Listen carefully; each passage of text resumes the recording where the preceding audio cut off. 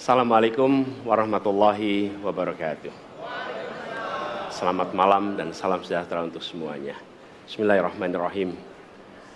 Negara hukum menempatkan hukum sebagai rujukan utama untuk memastikan hadir rasa keadilan, memberikan kebermanfaatan, dan memberikan kepastian kepada semua. Ini harus dipegang teguh oleh pemegang kekuasaan, baik yang di puncak dan seluruh jajaran. Tapi apa yang terjadi? Banyak aturan ditekuk sesuai dengan kepentingan yang sedang memegang kekuasaan. Apakah ini akan diteruskan? Tidak. Ini harus diubah. Ini harus dikembalikan. Kemudian kita menyaksikan betapa pada hari-hari ini tatanan ketika kita menyelenggarakan pemerintahan sering tidak sesuai dengan prinsip-prinsip hukum yang kita pegang. Karena itulah kami melihat perubahan ini harus kita kembalikan.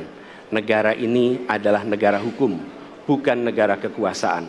Dalam negara hukum, kekuasaan diatur oleh hukum.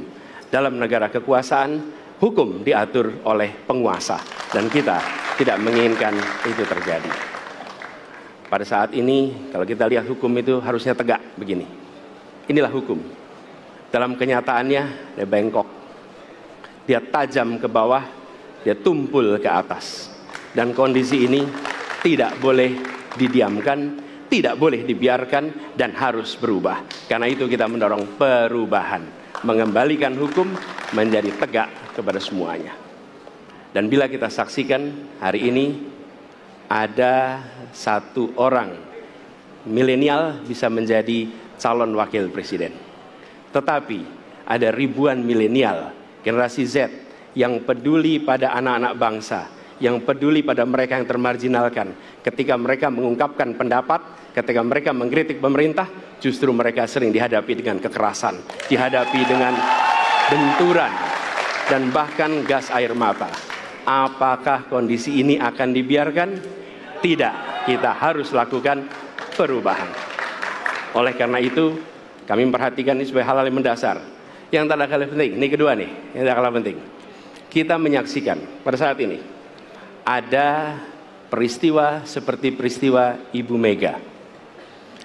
Ibu Mega Suryani Dewi, seorang ibu rumah tangga yang mengalami kekerasan rumah tangga, lapor pada negara, tidak diperhatikan, dan dia meninggal korban kekerasan. Apakah akan dibiarkan? Tidak, ini harus diubah.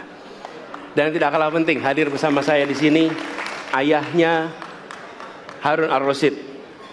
Harun Ar-Rasyid adalah anak yang meninggal, pendukung Pak Prabowo di Pilpres 2019 yang menuntut keadilan pada saat itu. Protes hasil pemilu. Apa yang terjadi? Dia tewas sampai dengan hari ini tidak ada kejelasan. Apakah ini akan dibiarkan? Tidak. Ini harus diubah. Karena itu, kami mendedikasikan diri.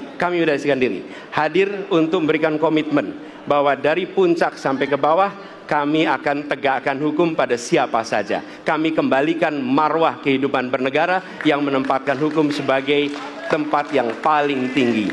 Dan ketentuan itu berlaku kepada semua, termasuk ketika menyangkut urusan ASN, menyangkut urusan TNI dan Polri. Terima kasih. Assalamualaikum warahmatullahi wabarakatuh. Terima kasih. Bapak Anies, kami persilakan kembali ke tempat.